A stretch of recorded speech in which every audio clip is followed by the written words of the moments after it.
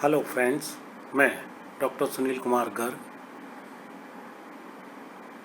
लेखन व्यावसायिक सांख्यिकी विभाग, बीबीडी राजकीय महाविद्यालय चमनपुरा शाहपुरा।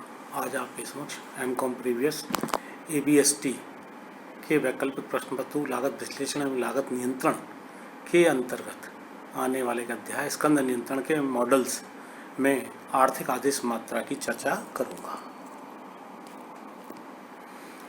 प्रश्न आता है, आर्थिक आदेश मात्रा इकोनॉमिक ऑर्डर क्वांटिटी क्या होती है। एक संस्था की जो एनुअल रिक्वायरमेंट है, उस एनुअल रिक्वायरमेंट के माल को वह संस्था एक आदेश या अनेक आदेशों में मंगवा सकती है। अगर संपूर्ण रिक्वायरमेंट का माल पूरी वार्षिक उपभोग जितने उसकी सामग्री का होना है, संपूर्ण माल एक बार में मंगवाती है, तो ऐसी स्थिति में उसको आदेश देने की जो कार्यवाही है वह एक ही बार लगेगी, एक बार की लागत लगेगी। लेकिन उस पूरे साल भर के माल को पूरे साल भर तक उसको स्टोर में रख रखाव करना पड़ेगा, इसलिए उसकी स्टोरेज कॉस्ट बढ़ जाएगी। तो कहने का मतलब ये है कि एक संस्था जो है अपने साल भर के माल को एक साथ मंगवा सकती है, या हो सकता है उसको 2, 5, 8, 10 किस्तों में मंगवा सकती है। तो आर्थिक आदेश मात्रा से आशय एक संस्था के द्वारा एक बार में कितनी मात्रा मंगाई जाए या एक बार में मंगाई जाने वाली माल की उस मात्रा से, सामग्री की उस मात्रा से है जिस पर उस संस्था की आदेश लागत एवं भंडारण लागत या कैरिंग कॉस्ट और ऑर्डरिंग कॉस्ट दोनों बराबर होती हैं। अब प्रश्न आता है कि भाई कैरिंग कॉस्ट क्या है और ऑर्डरिंग कॉस्ट क्या है। तो कैरिंग कॉस्ट का मतलब तो यह है कि सामग्री को भंडार में रखते हैं तो भंडार का किराया है, भंडार का बिजली पानी है, डिब्बे रैक्स वगैरह जो भंडार में सामग्री को रखने पर लगते हैं उनकी लागत है, प्लस मात्रा को बनाए रखने की, सामग्री की मात्रा जो है स्टोर में रखते हैं तो उस पर ब्याज वगैरह की है, अन्य कोई बीमा वगैरह का खर्चा है वो भी उस पर लगेगा। मटेरियल को स्टोर में रखने पर हैंडलिंग चार्जेज हैं आपका। और कभी कभी सामग्री स्टोर में लंबे समय रहती है तो ख़राब हो जाती है, ऑब्सोलीट हो जाती है, तो क्या प्रचलन की लागतें, लिपिक की लागतें, कुछ इस तरह के खर्चे हैं जिनका योग सम्मिलित रूप से कैरिंग कॉस्ट, रख रखाव की लागत कहलाता है। यह रख रखाव की लागत प्रति इकाई में सामंजस्य को अभिव्यक्त किया जाता है। वहीं दूसरी तरफ है आदेश देने की लागत। आदेश देने की लागत से आशय है कि भाई परचेज ऑर्डर बनाना है, निरीक्षण विभाग है, भुगतान विभाग है, इन सारे विभागों में तैनात कर्मचारियों का वेतन, मजदूरी आदि की लागत है, प्लस ऑर्डर को देने का, उसको फॉलोअप करने के लिए टेलीफोन, स्टेशनरी की लागत इत्यादि। यह संपूर्ण जो लागतें हैं वो आपकी ऑर्डरिंग कॉस्ट कहलाती है। तो इकोनॉमिक ऑर्डर क्वांटिटी में जो इकोनॉमिक जो लेवल है, इकोनॉमिक लेवल वह लेवल है जिस पर आदेशित लागतें और भंडारण लागतें दोनों बराबर होती हैं। इसका निर्धारण जो है, इस सूत्र आपके सामने दिया है स्क्रीन पे, EOQ = 2U × O/C और होल का अंडर रूट। कहने का मतलब यह सूत्र इसी बात पर आधारित है कि भाई दो प्रकार की लागतें दोनों बराबर होनी चाहिए। एक है ऑर्डरिंग कॉस्ट।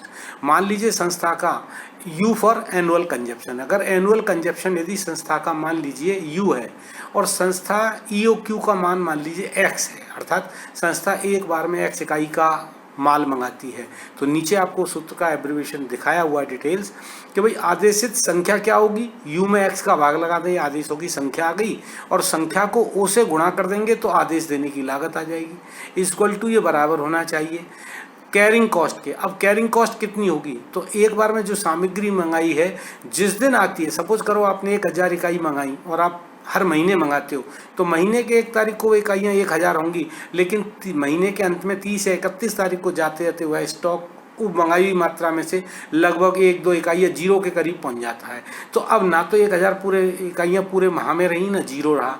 इसलिए सामान्यतः स्टोरेज कॉस्ट की गणना करते हैं, कैरिंग कॉस्ट की गणना करते हैं, तो इसको हम सेमी कर लेते हैं, आधा। तो इसलिए X/2 यह आपके एवरेज स्टॉक हो गया भंडार में, औसत इकाई कितनी रही, × C।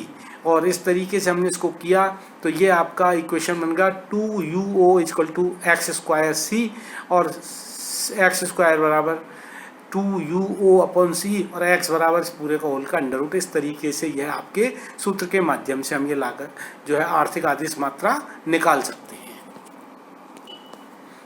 आर्थिक आदेश मात्रा की गणना को प्रोसीजर रूप से समझने के लिए एक इलस्ट्रेशन आपके स्क्रीन पे है, जिसमें आपको मोटे रूप से दिया हुआ है कि निम्न सूचनाओं से आर्थिक आदेश मात्रा एवं सामग्री पर वर्ष के कुल व्यय बताइए।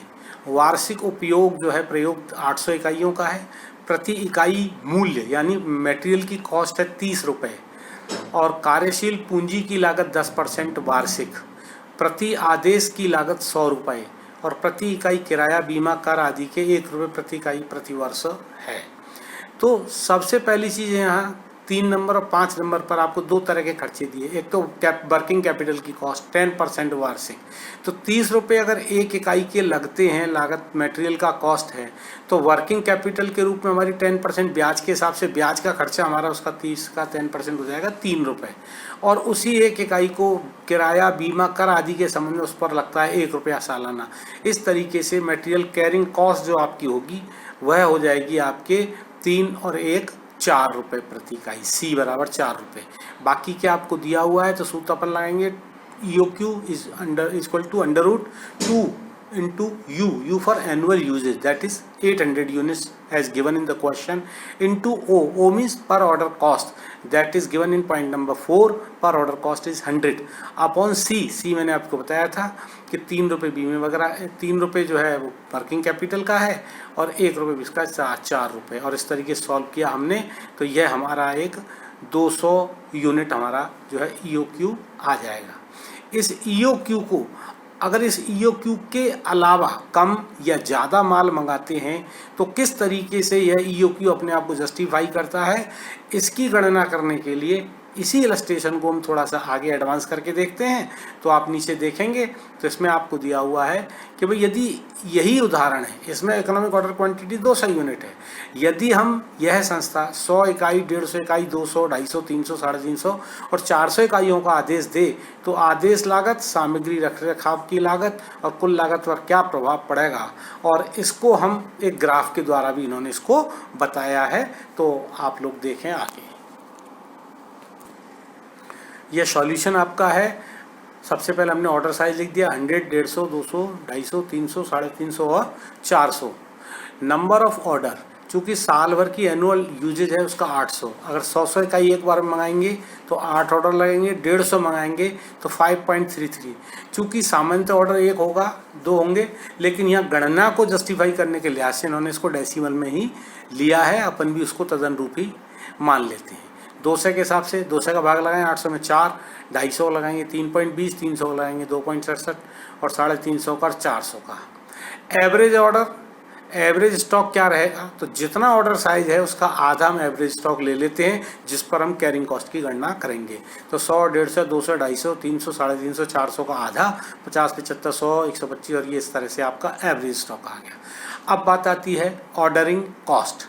एक ऑर्डर की कॉस्ट हमारे 100 रुपये दी थी, क्वेश्चन में दी थी पिछले वाले में, और ये दूसरा जो कॉलम है उसमें नंबर ऑफ ऑर्डर्स है, उसको 100 से गुणा कर दें। 8 × 800, 5.33 × 100, 533, 400, 320, 267, 229 और ये 200 रुपये।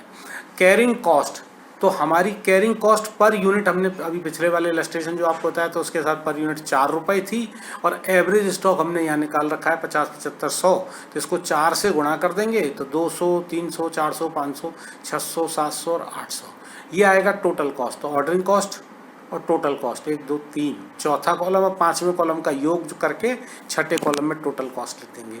अब टोटल कॉस्ट में आप देखें तो शुरू में टोटल कॉस्ट ज़्यादा है, फिर कम 800 यूनिट पे कम है, फिर वापस बढ़ने लग गई 820, 867, 929 और 1000। इस तरीके से यह जो है हमने इसको एक ग्राफ के द्वारा नीचे दिखाया है।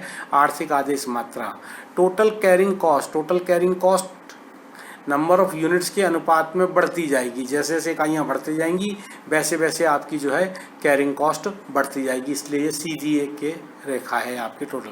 दूसरी ऑर्डरिंग कॉस्ट, अगर आप जो है कम से कम इकाइयों का ऑर्डर दोगे तो ऑर्डरिंग कॉस्ट सबसे ज़्यादा होगी, और जैसे जैसे ऑर्डर साइज बढ़ाते जाओगे तो ऑर्डरों की संख्या कम होती जाएगी, तो इसलिए टोटल ऑर्डरिंग कॉस्ट जो है वो आपकी कम आएगी। इसलिए ऊपर बाईं तरफ से नीचे दाईं ओर गिरती हुई ये आपकी ऑर्डरिंग कॉस्ट लाइन है, और ये दोनों लाइन एक दूसरे को जहाँ काटती हैं वही आपका जो है EOQ है 200 इकाइयों पर। 200 इकाइयों पर 200 इकाइयों के इस बिंदु पर आपकी ये जो ऊपर आपको दिखा रखा है वो है आपकी total cost line. Total cost line इनके दोनों से दर्शाई है और जो EOQ का लेवल है उसी की सीधे ऊपर टोटल कॉस्ट लाइन पर आप देखेंगे तो 800 रुपये जो है वो आपकी टोटल कॉस्ट है। इम्पॉर्टेंट है कि 200 इकाइयों के इस स्तर पर आप देखें तो इसकी ऑर्डरिंग कॉस्ट 400 रुपये है और कैरिंग कॉस्ट 400 रुपये। इस तरीके से टोटल जो कॉस्ट है वो आपकी 800 रुपये होगी। तो एक बार पुनः आर्थिक आदेश मात्रा जो है वह स्तर होता है जिस स्तर पर माल मंगाने से संस्था की आदेश देने की लागतें और सामग्री के भंडारण रखरखाव की लागतें दोनों समान होती हैं, बराबर होती हैं। धन्यवाद।